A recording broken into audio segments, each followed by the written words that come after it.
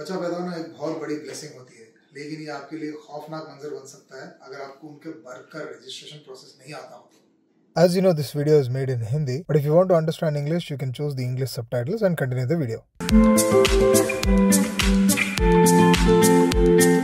दोस्तों, इस वीडियो में मैं ये एक्सप्लेन करूंगा कि एक बार लेबर पेन स्टार्ट होने के बाद में आपको हॉस्पिटल जाके क्या क्या प्रोसेस करना है, और एक बार एडमिशन हो गया तो उसके बाद क्या प्रोसेस होता है, बच्चा डिलीवर होने के बाद क्या प्रोसेस होता है, डिस्चार्ज प्रोसीजर क्या होता है, क्या क्या मेडिसिन लेने हैं, नेम कैसे ऐड करना है, बर्थ सर्टिफिकेट इशू कैसे करना है, वैक्सीनेशन डिटेल्स, उसके बाद बच्चे का जो भी टेस्टिंग होता है वो कैसे होता है, पासपोर्ट एप्लीकेशन कैसे करना है, और फाइनली उसको यूज करके सिविल आईडी कैसे जनरेट होता है। स्टार्टिंग से एंड तक ये पूरा प्रोसेस कैसे होता है इस वीडियो में मैं एक्सप्लेन करूंगा। तो वीडियो एंड तक जरूर देखिए ताकि आप कोई भी स्टेप मिस नहीं करें, क्योंकि एक भी स्टेप अगर आप मिस करेंगे तो आप बहुत प्रॉब्लम में फंस जाएंगे और आपको पता नहीं पड़ेगा कि आगे क्या करना है। इस वीडियो में हम लोग अदान का एग्जांपल लेंगे। तो जैसे ही लेबर पेन स्टार्ट होता है आपको हॉस्पिटल जाना है और रिसेप्शन में टोकन ले लेना है। वो लोग आपको टोकन देंगे और आपके वाइफ को आपको प्रेगनेंसी एरिया में लेके जाना है। वहां पे जाके आपको ये टोकन सबमिट करना है। नर्स आपको एक छोटा सा स्लिप देगी, वो स्लिप लेके जाके वापस रिसेप्शन में देना है। रिसेप्शन वाले आपसे 10 KD का कुछ अमाउंट चार्ज करेंगे और आपको एक पेपर देंगे। ये पेपर और एक और पेपर जो आप स्टार्टिंग में प्रेगनेंसी, जितने भी 7-8 मंथ्स की जो प्रेगनेंसी है उस टाइम पे एक हॉस्पिटल का पेपर बनाते हैं रेगुलर चेकअप्स के लिए, वो पेपर और जो रिसेप्शन से जो पेपर मिलता है, ये दोनों पेपर्स आपको नर्स को देना। उसके बाद नर्स आपको एक और पेपर देगी, वो लेके जाके फिर से रिसेप्शन में देना है। रिसेप्शन वाले वो पेपर पे स्टैम्प करेंगे, आपका सिविल आईडी डिटेल्स पूछेंगे और हस्बैंड का फोन नंबर पूछेंगे ताकि जब डिलीवरी हो जाए वो आपको कॉल करके बता सके। तो ये आपको पूरे डिटेल सबमिट कर देने हैं। उसके बाद वो जो स्टैम्प किया हुआ पेपर है वो लेके जाके वापस नर्स को देना है। ये देने के बाद ये सारे पेपर्स और आपके वाइफ को नर्स अंदर लेबर एरिया में लेके चले जाएंगे और इसके साथ आपका जो एडमिशन प्रोसीजर है ये फिनिश हो जाता है। सिर्फ 10 KD का खर्चा होगा इसमें। अब जब आपके वाइफ को लेबर एरिया में लेके चले जाते हैं, ये एरिया एक्चुअली 3 भागों में डिवाइडेड है। एक है ऑब्जर्वेशन एरिया, दूसरा है लेबर और तीसरा मैटरनिटी वार्ड। अब ऑब्जर्वेशन एरिया में तब रखते हैं जब बच्चा पैदा हुआ नहीं है। जैसे ही ऐसा लगता है कि भाई बच्चा डिलीवर होने के लिए रेडी है या पेन्स बहुत बढ़ गए हैं, बच्चा आने वाला है, तो वो लोग लेबर वार्ड में शिफ्ट कर देते हैं उसको, और वहां अल्हम्दुलिल्लाह से बच्चे की डिलीवरी हो जाती है। उसके बाद थोड़ी देर ऑब्जर्वेशन करते हैं और मोस्टली लेबर रूम में ही रखते हैं काफी टाइम तक, जब तक डॉक्टर नहीं बोलता है तब तक। अगर डॉक्टर ने ओके बोल दिया और नर्स भी उस टाइम पे अगर अवेलेबल है तो लेबर रूम से उसको मैटरनिटी वार्ड में शिफ्ट कर देते हैं। मैटरनिटी वार्ड में आप जाके मिल सकते हैं। मॉर्निंग में विजिटिंग आवर्स 8 o'clock ही स्टार्ट होता है, लेकिन अगर नर्स अवेलेबल नहीं है और डॉक्टर अवेलेबल नहीं है जिसने डिलीवर किया है तो आपको वेट करना पड़ सकता है। 10 से 11 भी बज सकते हैं। हम लोग ने एक्सपीरियंस किया कि हम लोग को 8 o'clock कुछ बुला लिया गया था, लेकिन हम लोग को एंट्री 10:30 या 11 बजे के टाइम पे ही मिली। तो मैटरनिटी वार्ड भी 2 टाइप के हैं। उसमें एक आपको प्राइवेट रूम मिलेगा और एक है जो कि कर्टन्स रहते हैं बीच में, ज्यादा बड़ा पार्टीशन नहीं रहता लेकिन कर्टन पार्टीशंस रहते हैं। तो प्राइवेट रूम तो ऐसा है कि जब अवेलेबल होगा तो आपको मिल जाएगा और थोड़ा उसके लिए आपको एक्स्ट्रा भी पे करना पड़ेगा। लेकिन जो कर्टन वाले रूम्स हैं उसमें ओपन ही रहता है, बीच में सिर्फ कर्टन का पार्टीशन रहता है। तो वो आप यूजुअली सब लोग वही प्रेफर करते हैं क्योंकि वहां पे ज्यादा कुछ पे करने का नहीं पड़ता है। यूजुअली 10 KD पर डे का इसका चार्जेस है। अब जब आपका बच्चा वहां पे शिफ्ट हो जाता है, आप उनको देख सकते हैं, आप वाइफ से मिल सकते हैं, और वो लोग 1 या 2 दिन रखते हैं। सारा टेस्ट करते हैं, ब्लड ग्रुप टेस्ट करते हैं, अमोनिया टेस्ट करते हैं, बिलिरुबिन टेस्ट करते हैं, शुगर टेस्ट, बहुत सारी टेस्ट होती है। कम से कम 1 दिन तो वो लोग पूरा टेस्टिंग में ही निकालते हैं। सारे रिपोर्ट्स चेक करते हैं। अगर सारा रिपोर्ट्स नॉर्मल है और डॉक्टर ने बोल दिया कि ठीक है भाई तुम ओके हो डिस्चार्ज करने के लिए, तो डिस्चार्ज का प्रोसेस बिगिन हो जाता है। अब डिस्चार्ज के टाइम पे भी यही इशू है कि आपको जिस डॉक्टर ने डिलीवर किया था उसी को आपको बोलना पड़ेगा कि इसको लेके जा सकते हो, और उसी टाइम पे नर्स भी अवेलेबल रहनी चाहिए। तो अगर ये लोग अवेलेबल है और ये लोग ओके बोल देते हैं तो आप डिस्चार्ज का प्रोसीजर स्टार्ट कर सकते हो। याद रखिएगा विजिटिंग आवर्स मॉर्निंग 8 से इवनिंग 9 तक रहते हैं, तो इसके बीच में आप कभी भी विजिट कर सकते हो, लेकिन ओवरनाइट स्टे अलाउड नहीं है। और एक और चीज, डिलीवरी के टाइम पे कोई भी रिलेटिव अलाउड नहीं है। सिर्फ जो लेडी है जिसका बच्चा होने वाला है सिर्फ वो ही लेबर रूम में जाती है, और हमको कोई भी किसी को भी हॉस्पिटल में एंट्री नहीं है। तो जब डॉक्टर ने ओके बोल दिया और नर्स भी रेडी है डिस्चार्ज करने के लिए, तो वो आपको 3 पेपर देगी।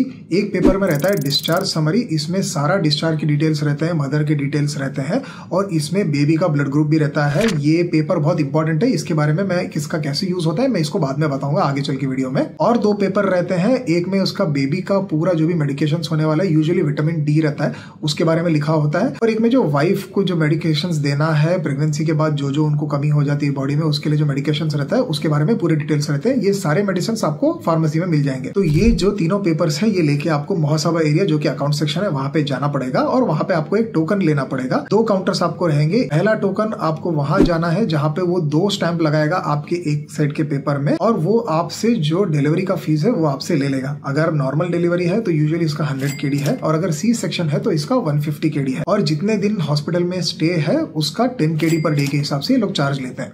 वो लेने के बाद आपको वो 2 स्टैंप करके देगा एक पेपर पे, वो आपको पेपर रख लेना है अपने पास। फिर वही डॉक्यूमेंट लेके बाजू में एक और काउंटर है, वहां पे आपको डॉक्यूमेंट दिखाना है, और वहां पे लेडीज यूजुअली बैठती हैं। वो आपका मैरिज सर्टिफिकेट चेक करेंगे, और आपके जो भी सिविल आईडी है, पासपोर्ट है, जो भी डिटेल्स है वो आपको वो लोग चेक करेंगे, क्रॉस वेरीफाई करेंगे। उसके बाद वो जो आपको हॉस्पिटल का पेपर जो मिला हुआ है उस पर सेकंड स्टैंप मार के देंगे। तो सेकंड स्टैंप वो पहले डिलीवरी वाले एरिया में नहीं होगा, सेकंड स्टैंप ये वाले एरिया में होगा। और उसके बाद आपको फार्मेसी का भी टोकन लेना है। फार्मेसी बाजू में ही है तो आपको क्लियरली दिख जाएगी। वहां से आप फार्मेसी का टोकन ले लेंगे, तो जब आपका टोकन नंबर आएगा तब आप फार्मेसी में चले जाइए। तो जो 2 पेपर्स थे बेबी का और मदर के मेडिकेशन का, वो आप उनको दे दीजिए। वो सारा चीज चेक करेंगे और आपको ईच एंड एवरी मेडिकेशन कैसे करना है, कब लेना है, वो पूरा स्लिप में लेके देंगे। और हर मेडिसिन के ऊपर एक स्टिकर रहता है, तो स्टिकर में आपको सारा चीज दिख जाएगा, तो आपको कंफ्यूज होने की कोई जरूरत नहीं, कोई प्रॉब्लम ही नहीं है। तो ये पूरा होने के बाद जो फार्मेसी के डॉक्यूमेंट्स है, मेडिसिन है, और जो मैरिज सर्टिफिकेट जिसने चेक किया उसका जो स्टैंप है, और डिलीवरी फीस पे करने का उसका जो स्टैंप है, ये सारे डॉक्यूमेंट्स आपको लेके जाके नर्स को वापस करना है। वो पूरे डॉक्यूमेंट्स चेक करेगी और जो भी आपके लायक डॉक्यूमेंट्स है वो आपको वापस कर देगी। मेक श्योर करना कि वो ब्लड ग्रुप वाला डॉक्यूमेंट आपको जरूर मिले, और वो सारे डॉक्यूमेंट्स लेके आप फ्रीली जा सकते हैं हॉस्पिटल से। तो इसके साथ जो डिस्चार्ज प्रोसेस है वो खत्म हो गया। एक बार डिस्चार्ज होके अगर आप घर आ जाते हैं, अगर आपका डिस्चार्ज 1 या 2 दिन में हो गया है तो कोई इश्यू नहीं है। अगर 3 या 4 दिन में है तो तीसरे दिन जब आप अकाउंट सेक्शन में जाके ये सब चीजें स्टैंपिंग करा रहते हो, तो वहीं पे आपको पिंक स्लिप करके एक चीज मिलेगी जो कि बहुत इंपॉर्टेंट पेपर है। ये यूजुअली 3rd या 4th day of baby birth available रहता है हॉस्पिटल में। तो अगर आप कंटिन्यूस हॉस्पिटल में रह रहे हो तो आपके डिस्चार्ज के टाइम पे आपको अवेलेबल मिल जाएगा। अगर आप 1 दिन में डिस्चार्ज हो गए हो तो आपको 3rd या 4th डे जाके ये डॉक्यूमेंट लेना पड़ेगा।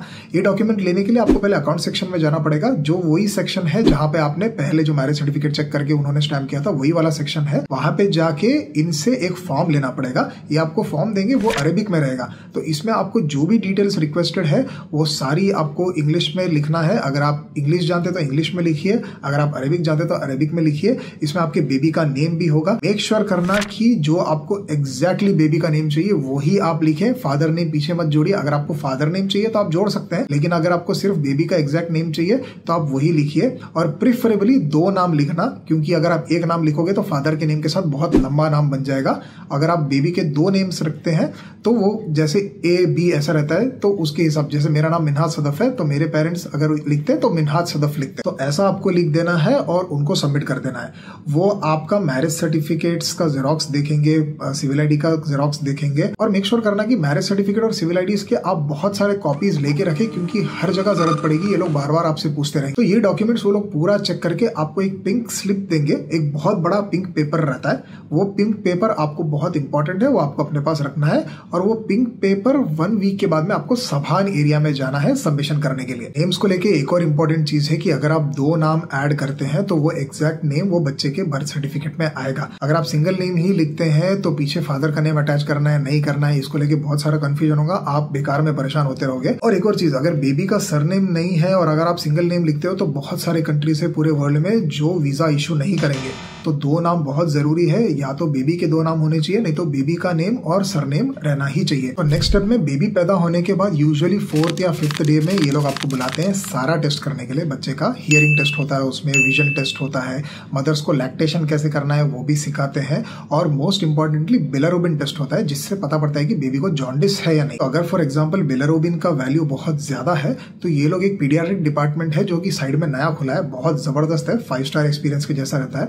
वहां पे आपको एडमिट होने के लिए बोलेंगे थोड़े दिन के लिए, जब तक बेबी का बिलारुबिन नॉर्मल लेवल पे नहीं आ जाता है तब तक। और जब भी आप ये टेस्ट के लिए जाते हैं आप एक पोर्टर ले लीजिए, क्योंकि उनको पता होता है कि ऑडियो के लिए, विजन के लिए कहाँ कहाँ जाना है। अगर आप अकेले पैदल चलते रहेंगे तो मदर भी यूजुअली डिलीवर करके बहुत वीक रहती है, तो वो हर जगह नहीं चल के जा पाएंगे। तो अगर आप पोर्टर ले लेंगे तो वो आपको हर जगह लेके जाएगा और उसको हर चीज मालूम है। थोड़ा बहुत अमाउंट उसको दे दीजिए, वो भी खुश हो जाएगा और आपका काम भी बच जाएगा, आपका बहुत टाइम भी बच जाएगा। अब हमारे केस में बेबी को जॉन्डिस था तो हमको तो वहां पे एडमिट होना पड़ा। पहले काउंटर पे जाके हमने टोकन ले लिया, और अंदर डॉक्टर को दिखाया। डॉक्टर ने बोला कि हाँ भाई इसका वैल्यू थोड़ा ज्यादा है तो आपको एडमिट तो होना पड़ेगा। तो यूजुअली इसके 6th फ्लोर पे पीडियाट्रिक डिपार्टमेंट है, तो बहुत अच्छा खासा है, फैसिलिटीज भी बहुत अच्छी है, नर्सेस भी काफी अच्छी है। तो हमने वहाँ पे एडमिशन ले लिया था और एवरी 6 आवर्स में ये लोग बिलिरुबिन टेस्ट लेते हैं। एक फोटोथेरेपी होता है, छोटा सा मशीन रहता है, उसमें बेबी को रखते हैं और लाइट की थेरेपी देते हैं, जिससे बिलिरुबिन का लेवल कम हो जाता है, जॉन्डिस का लेवल भी कम हो जाता है। तो जैसे जैसे ये कम होते जाएगा वैसे वैसे आपके डिस्चार्ज के चांसेस बढ़ते जाएंगे और अगर कुछ भी है तो वो लोग मॉनिटर करते रहते हैं और आपको हेल्प कर देंगे। तो कुछ भी टेंशन करने की जरूरत नहीं है। जॉन्डिस हर बेबी को आजकल होता है और बिलिरुबिन सबका ज्यादा रहता ही है,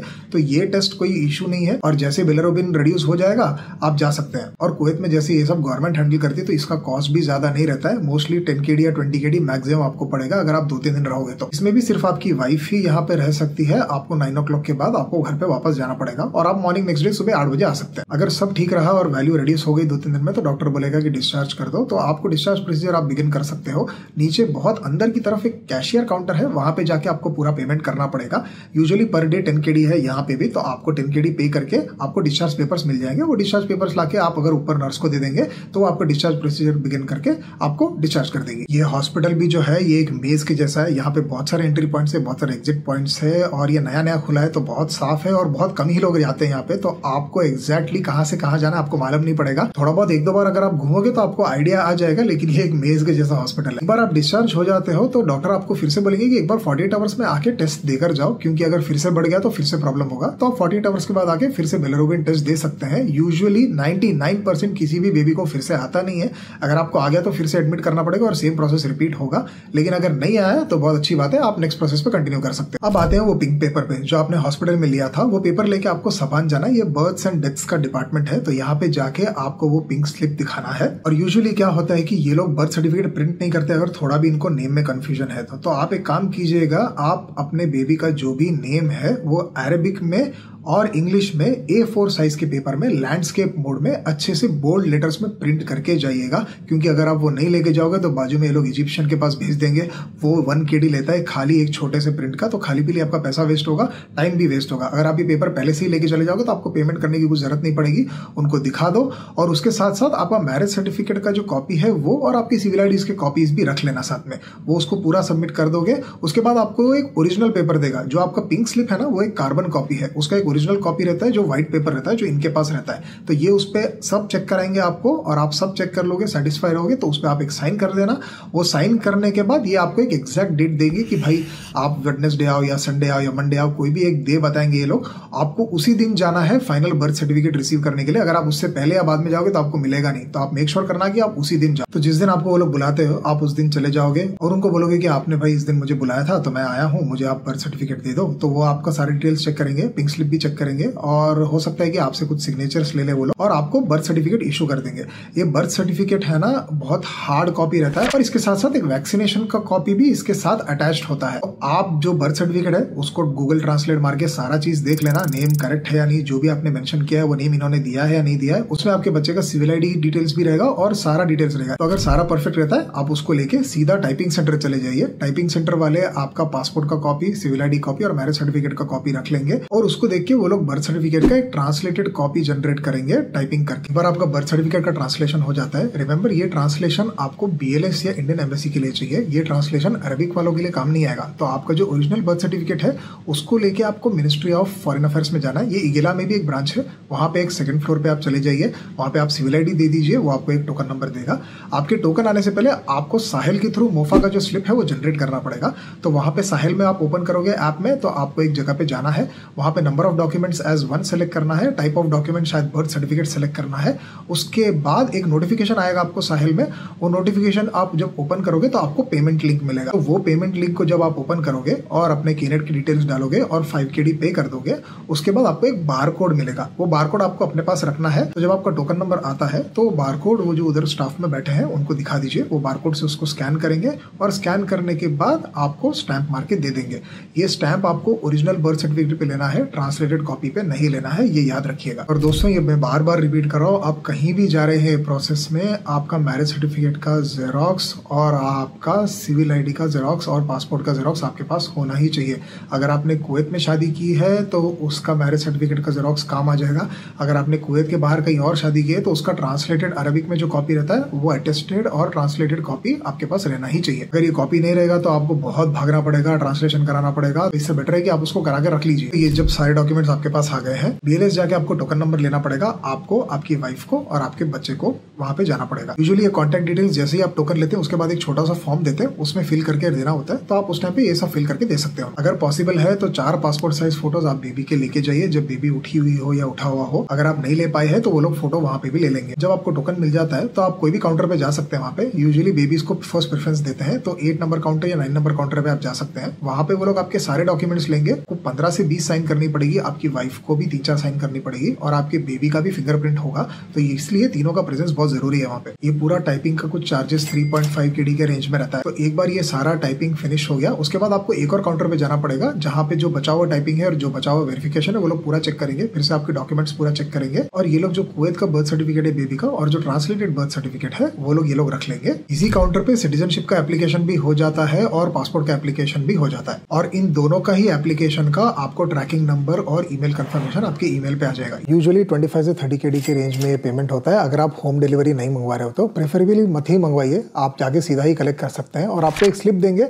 वो स्लिप आप यूज कर सकते हो ट्रैक करने के लिए। तो जैसे ही वो रेडी हो जाएगा आप जाके BLS सेंटर से उसको कलेक्ट कर सकते हो। यहाँ पे आपको बच्चे का पासपोर्ट मिल जाएगा, जो सिटीजनशिप प्रूफ के लिए एप्लीकेशन किया है उसका एक शीट मिलता है, वो भी मिल जाएगा। और जो ओरिजिनल बर्थ सर्टिफिकेट है जो कि अरबिक में था वो भी वैक्सीनेशन डिटेल्स का था, आपको वापस मिल जाएगा। ये सब चीजों में ज्यादा टाइम नहीं लगता है, 1 हफ्ता लगता है, मैक्सिमम 10 दिन में आपका सारा ही आ जाएगा डॉक्यूमेंट। अब ये डॉक्यूमेंट्स लेने के बाद आपको जवाजात जाना पड़ेगा। जवाजात में नीचे के साइड में एक टाइपिंग सेंटर है, वहाँ पे आप जाके टाइप करा सकते हैं। एप्लीकेशन टाइप करके देते हैं वो लोग और यूजुअली ½ KD या 2 KD तक चार्ज करते हैं। यहाँ पे आपको आपके पासपोर्ट के कॉपीज, सिविल ID के कॉपीज, मैरिज सर्टिफिकेट के कॉपीज, बच्चे के पासपोर्ट के कॉपीज, इसके साथ साथ आपको अपना वर्क परमिट भी लेके जाना पड़ेगा जिसमें सैलरी मेंशन्ड है और आपका प्रोफेशन मेंशन्ड है। ये बहुत इंपॉर्टेंट डॉक्यूमेंट है, इसको मत भूलिएगा। इसको भी हर जगह कैरी करिएगा बाकी चीजों के साथ। ये सारे ही आपको अटैच करने पड़ेंगे। ये लोग खुद ही एप्लीकेशन टाइप करते हैं और उसमें अटैच करके आपको एप्लीकेशन, एक बड़ा सा कट्टा रहता है पेपर का, वो पूरा कट्टा आपको दे देंगे हाथ में। आपको जब ये पेपर मिल जाता है तो ये पेपर और सारे डॉक्यूमेंट्स लेके आपको फर्स्ट फ्लोर पे जाना। फर्स्ट फ्लोर पे लिफ्ट में जाइए, लिफ्ट से लेफ्ट लीजिए, फिर एक लेफ्ट लीजिए और अंदर आप जाएंगे तो बहुत सारे काउंटर्स आपको राइट साइड में बड़े काउंटर्स दिखेंगे। वहाँ पे फर्स्ट काउंटर में जाके कोई कुवैती बैठे रहेंगे, वहाँ पे उनको आप सारे डॉक्यूमेंट्स दिखा दीजिए। वो आपको एक रेसिडेंसीज का टोकन लेने बोलेंगे।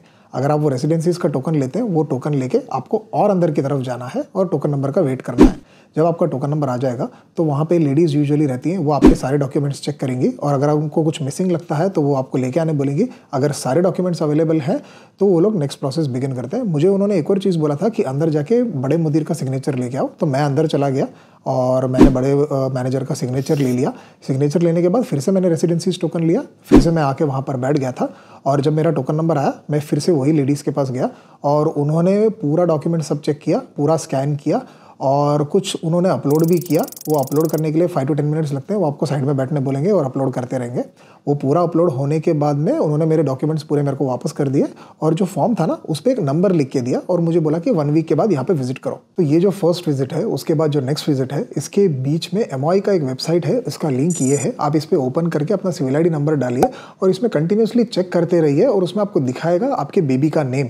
जिस दिन आपके बेबी का नेम जनरेट हो गया और उसमें इंश्योरेंस पेमेंट का ऑप्शन इंक्लूड हो गया है, उस दिन आप जवाजात जा सकते हैं और इंश्योरेंस पेमेंट फिनिश कर सकते हैं। बेटर है कि आप जवाजात जाके जो नीचे टाइपिंग सेंटर है वहीं पे इसका पेमेंट फिनिश कीजिए, क्योंकि अगर वहां पे आप घर पे करेंगे और इसका रिसीट निकालेंगे और करेंगे तो वो बहुत अलग ही प्रोसेस है, फिर आपको जबरदस्ती प्रॉब्लम होगी। इससे बेटर है कि आप जब सेकंड टाइम जवाजात जाते हैं उसी दिन ये फिनिश कर दीजिए। तो जब 1 वीक के बाद आप जवाजात जाते हैं, नीचे आपको टाइपिंग सेंटर में जाना है, वो पूरा आपको इंश्योरेंस का 30 KD कुछ पेमेंट करेगा, आपका नंबर पूछेगा तो आपको करेक्ट नंबर देना है और उसी नंबर पे OTPs आएंगे, तो उसके लिए आपको करेक्ट नंबर देना पड़ेगा। 30 KD का पेमेंट हो जाएगा इंश्योरेंस का और 1 KD कुछ प्रिंट आउट का लेते हैं, तो वो प्रिंट आउट लेके रिसीट आपके डॉक्यूमेंट्स के साथ अटैच कर देगा और वो डॉक्यूमेंट्स लेके जाके आपको ऊपर जवाजात में फिर से जाना है फर्स्ट फ्लोर पे। रेजिडेंसीज का टोकन ले लीजिए और जब आपका टोकन नंबर आता है आपके सारे डॉक्यूमेंट्स उनको दे दीजिए। सिविल ID हार्ड कॉपी भी रखिए, सारा ओरिजिनल भी रखिए, वो लोग ओरिजिनल क्रॉस वेरीफाई करेंगे और मैनेजर का स्टैंप फिर से वो आपके फॉर्म पे लगाने के लिए बोलेंगे। तो आपको फिर से वो आगे मुदीर के पास जाना है और वहाँ पे उनका स्टैंप ले लेना है। स्टैंप लेने के बाद फिर से मैडम को दिखा दीजिए और वो बोलेंगे कि नीचे जाके रेसिडेंसीज का पेमेंट करके आइए। तो तो नीचे आपको ग्राउंड फ्लोर पे फिर से जाना है, एक दूसरी जगह है, अंदर की तरफ आपको जाना पड़ेगा, वहाँ पे भी पूरे लेडीज बैठते हैं और वो आपसे कुछ 100 KD का जो अमाउंट है वो रेसिडेंसीज का अमाउंट ले लेंगे और वो पेमेंट होने के बाद आपको रिसीट आपके फॉर्म के साथ अटैच करके वापस दे देंगे। जब भी आपका रेसिडेंसीज का पूरा हो जाता है पेमेंट, तो वो सारे डॉक्यूमेंट्स और फॉर्म और रिसीट लेके जाके आपको ऊपर वाली मैडम को फिर से सबमिट कर देना है। जो रेसिडेंसीज की मैडम है ना, जो फर्स्ट फ्लोर पे, उनको सबमिट कर देना है। वो पूरा नोट डाउन करके आपको कुछ डॉक्यूमेंट्स वापस करेंगे, वो आपको कलेक्ट करके रख लेना है और आपका सिविल आईडी का प्रोसेस आप उसके बाद बिगिन कर सकते हो। ये जब सारे डॉक्यूमेंट्स आपको मिल जाते हैं तो आपको फिर से पैसे की वेबसाइट पे जाना है। बेबी का सिविल आईडी आप एंटर करोगे तो नीचे कुछ डिटेल्स देगा और बोलेगा कि आपको एक लिंक पे क्लिक करो। तो आपको लिंक पे क्लिक करना है, उसमें वो फादर का सिविल आईडी, मदर का सिविल आईडी और बेबी का सिविल आईडी पूछेगा और एक फोन नंबर पूछेगा। तो आप ये सारा चीज ऐड कर दीजिए। जो भी फोन नंबर है उस पर ओटीपी जाएगा। तो जैसे ही ओटीपी आपको मिलता है आप ओटीपी एंटर कर दीजिए और एंटर होने के बाद आपको एक अलग पेज पे लेके जाएगा जहां पे आपको बेबी का पासपोर्ट, फादर का पासपोर्ट और बेबी का बर्थ सर्टिफिकेट अपलोड करना पड़ेगा। ये जब तीनों चीजें अपलोड हो जाएंगी, वो लोग 2 मिनट या 5 मिनट चेक करते हैं, सारा ठीक है तो वो लोग एक्सेप्ट कर लेंगे और एक्सेप्ट करने के बाद आप एलिजिबल हो जाओगे सिविल आईडी का फीस पे करने के लिए। तो फिर से आप जब पैसे में जाके बेबी का सिविल आईडी नंबर डालोगे तो वो आपको पेमेंट के लिए इनिशिएट करने के लिए बोलेगा। तो आप चले जाइए, केनेट के सारे डिटेल्स डाल दीजिए और उसमें पेमेंट इनिशिएट कर दीजिए। पेमेंट फिनिश हो जाएगा तो आपको एक रिसीट मिल जाएगा और रिसीट आप संभाल के रख लीजिए। सिविल आईडी का पेमेंट हो जाएगा। ये जैसे ही होता है आप अपने कुवैत आईडी वॉलेट में और अपने वाइफ के कुवैत आईडी वॉलेट में बेबी का ई सिविल आईडी ऐड कर सकते हैं। आपको बेबी का नेम दिखेगा उसमें, ई सिविल आईडी में ऐड हो जाएगा। लेकिन अपने पास कार्ड तो है नहीं, तो कार्ड के लिए आपको क्या करना पड़ेगा? कार्ड के लिए आपको ऑफलाइन जाना पड़ेगा पैसी ऑफिस में। तो उससे पहले आपको डेली चेक करते रहना है बेबी का सिविल आईडी डाल के कि भाई कौन से मशीन में जनरेट हुआ है, नहीं हुआ है। तो जिस दिन आपको मशीन नंबर दिख जाता है उस दिन आप पैसी चले जाइए। हमारे केस में अहमदी पैसी था तो मैं उस दिन पैसी चला गया और वहां पे जाके मैंने टोकन नंबर ले लिया। टोकन नंबर लेने के बाद एक अंदर रूम में लेडी रहती है, वही यूजुअली आपको टोकन नंबर आने के टाइम पे बुलाएंगे और वहां पे चले जाइए। अगर आपके खुद का बेबी है तो बेबी का पासपोर्ट की जरूरत नहीं, आपके सिविल आईडी से काम हो जाएगा। लेकिन अगर आप किसी और रिलेटिव के बेबी के लिए जा रहे हो और उनके पास टाइम नहीं है तो बेबी का पासपोर्ट आप जरूर लेके जाइएगा। वो उसको चेक करेंगे और उसके बाद आपको एक डमी कार्ड दे देंगे। वो डमी कार्ड आप ले सकते हैं और लेके जाके जैसा आपको मालूम है, जैसा हर सिविल आईडी को करते हैं, डमी कार्ड आप अंदर डाल दीजिए। तो डमी कार्ड आपको मिल जाएगा और वो मशीन के पास आप चले जाइए, जो भी नंबर आपको दिया हुआ था उसमें जाके आप डमी कार्ड डालेंगे। मेक श्योर करना कि आप कार्ड अच्छे से डालें, नहीं तो अगर मशीन रीसेट हो गया तो फिर टाइम वेस्ट हो जाएगा। तो जैसे ही आप कार्ड डालते हैं वो आपको बेबी का सिविल आईडी जनरेट करके हाथ में दे देगा। तो सिविल आईडी आते से ही कंप्लीटली लेबर से लेके सिविल आईडी जनरेशन तक आपके सारे प्रोसेस इस स्टेप से खत्म हो जाएंगे। तो कांग्रेचुलेशंस, आप वीडियो के एंड तक पहुंच गए हैं। ये है कंप्लीट प्रोसेस। अगर आपको कुछ भी डिटेल्स चाहिए, अगर आपको कुछ भी डाउट्स है तो आप मुझे इंस्टाग्राम या टिकटॉक पे डीएम कर सकते हैं, नहीं तो आप नीचे कमेंट्स भी कर सकते हैं। मैं हर कमेंट का रिप्लाई करता हूं और मैं हर डीएम का रिप्लाई करता हूं, क्योंकि मैंने इस चैनल को सबको हेल्प करने के लिए ही खोला है। लेकिन हाँ, अगर आप पेड कंसल्टेशन चाहते हैं तो आपको कुछ फीस पे करनी पड़ेगी। उसके लिए भी अगर आपको डिटेल्स कुछ चाहिए तो आप मुझे डीएम कर सकते हैं। मैं आपको सारी डिटेल्स एक्सप्लेन करूंगा और मैं आपको कॉल पे अवेलेबल रह के सारी चीजें समझा दूंगा। दोस्तों, ये जितना प्रोसेस मैंने किया है, स्टडी किया है, इसके लिए बहुत मेहनत लगती है, बहुत एडिटिंग लगती है और बहुत टाइम लगता है इसके लिए। तो एक लाइक और किसी को अगर जरूरत है तो ये वीडियो जरूर शेयर कीजिए। और अगर आपको मेरा कंटेंट बहुत अच्छा लगता है तो आप सब्सक्राइब भी कर सकते हैं। मैं और अच्छी वीडियोस बनाने की कोशिश करूंगा और अच्छा रिसर्च करूंगा आप लोगों के लिए। अगर आपकी और कोई रिकमेंडेशन है तो आप वो भी मुझे बोल सकते हैं, मैं उसके ऊपर भी वीडियो बनाऊंगा। तो आशा करता हूँ कि ये वीडियो हेल्पफुल रहा होगा और ये आप आगे जाके प्रोसेस अच्छे से फिनिश कर पाए। मिलते हैं नेक्स्ट वीडियो में। Bye bye.